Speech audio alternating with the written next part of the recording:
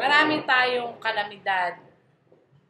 2014 may mga darating po yan na hindi madidetect dahil ito ay sa kasalanan na rin ng tao. Ilang beses ko na pong ipinakikiusap sa inyo, mahalin ang kalikasan. Sana nga magsama-sama tayo.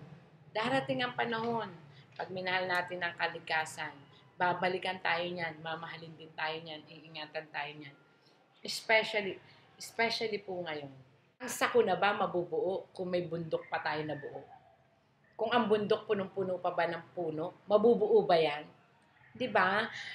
Grade 1 pa lang tayo, sinasabi ng evaporation. So sa year 2014, sana po ang lindol na parating at ang bagyong maliliit, nahahagupit talaga provinces ng tinitira.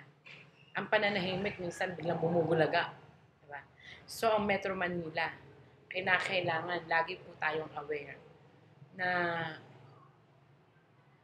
lalo nating ipursige na i-campaign ang paglilinis ng dagat. Kasi yun lang ang pwede nating i-campaign sa Metro Manila eh. Halos subdivision na.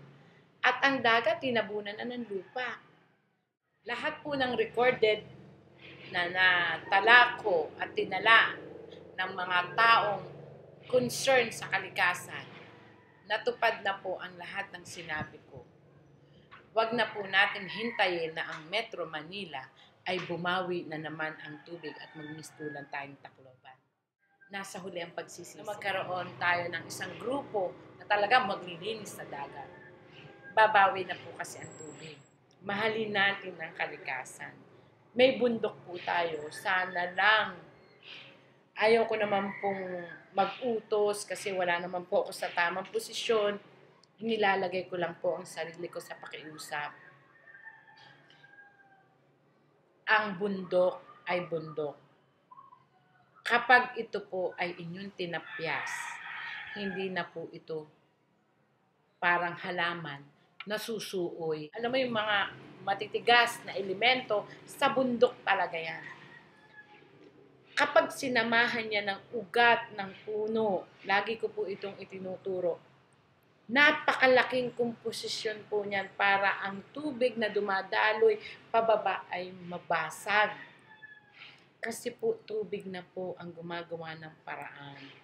Baka sabihin nyo, dagat lang ang iingatan ko kasi tubig. Hindi po. Hindi mapupuno ang tubig at ang dagat na yan nang hindi nanggagaling sa bundok. So, mula sa bundok pa lang, mag-umpisa na po tayong ayusin